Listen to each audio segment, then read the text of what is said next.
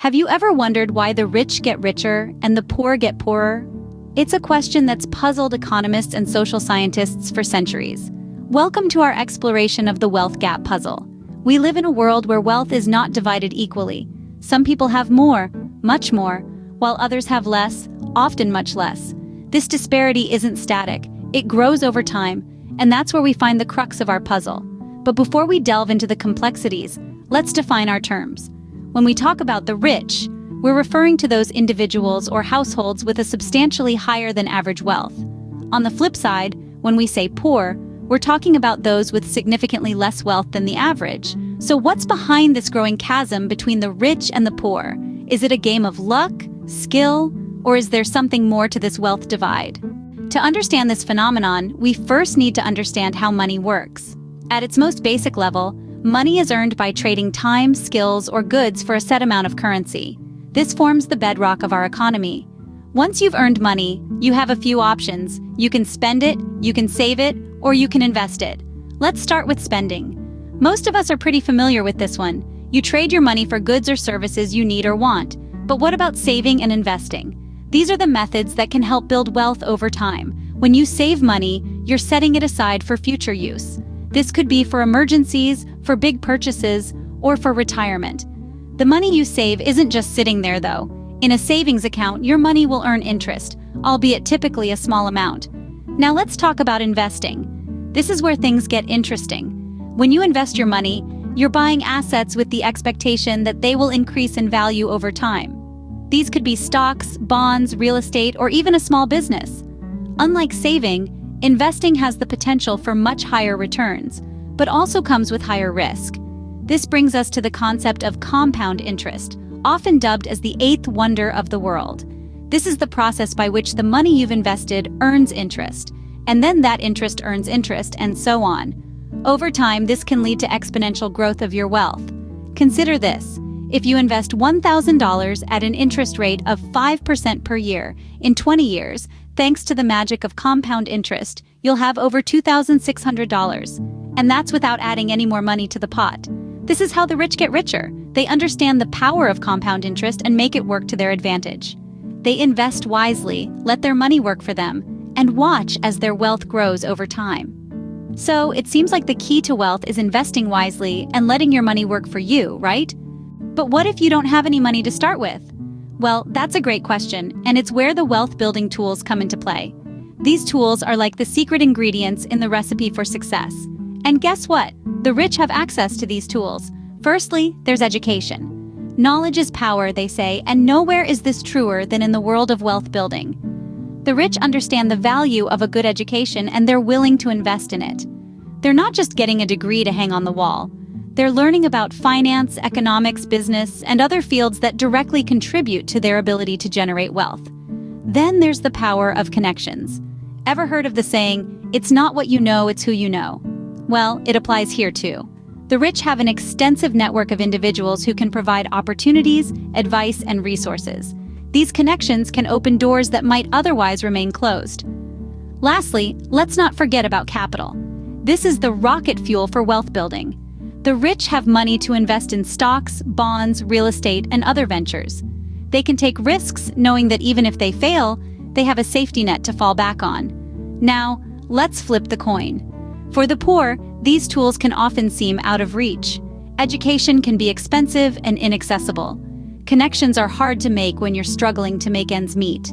And capital, well, it's tough to invest when you're living paycheck to paycheck. This isn't to say that the poor can't become rich. It's just that the path is steeper and the journey longer. It's like trying to climb a mountain with a heavy backpack while the rich are taking a helicopter to the top. The difference between the rich and the poor isn't just about money. It's about access to the tools and resources that can help generate wealth. Without the right tools, it's like trying to build a house with your bare hands. But it's not just about having the right tools. There are also systemic hurdles in place. Imagine an economic race where the finish line is financial stability, even prosperity. Everyone starts at the same starting line, right? Well, not exactly. Some runners face additional challenges like wage stagnation, inflation, and rising cost of living, which are akin to running this race with weights on their legs. Let's start with wage stagnation. For many lower and middle-income workers, wages have remained relatively flat over the past few decades, but the cost of goods and services, that's a different story. This is where inflation comes into play. Inflation is like a stealthy thief, quietly eroding the purchasing power of your income. In the United States, for example, the cost of living has increased by over 300% since the early 70s. But average wages, they've barely doubled. This means that while the cost of everything from housing to healthcare has skyrocketed, incomes have not kept pace. Speaking of housing and healthcare, let's talk about the rising cost of living. In many parts of the world, the cost of essential goods and services is growing at a rate that outpaces income growth.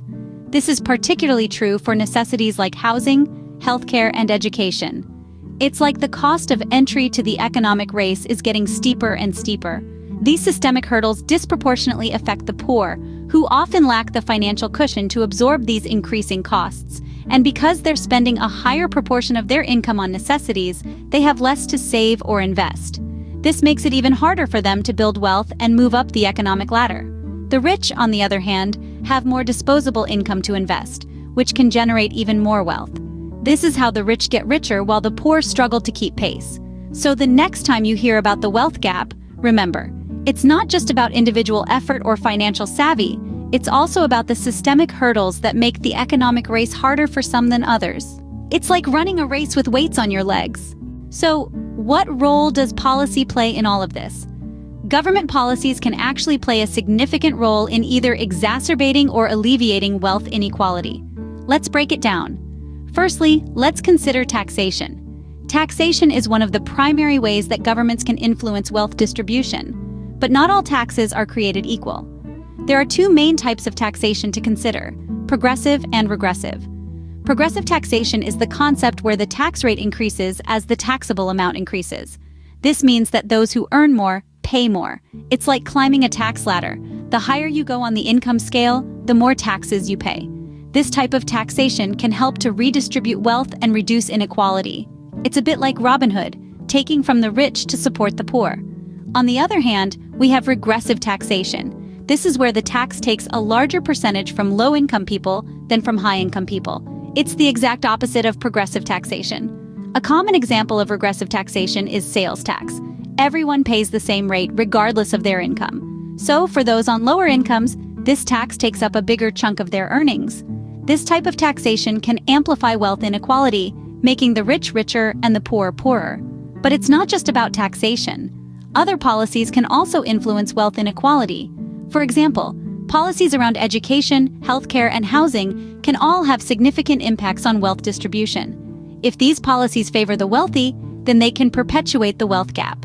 So you see, policy plays a crucial role in either widening or narrowing the wealth gap. It's not just about the mechanics of money or the systemic hurdles, it's also about how governments choose to intervene or not intervene in the economy. Policy can be a powerful tool, but it can also perpetuate the wealth gap if not used wisely.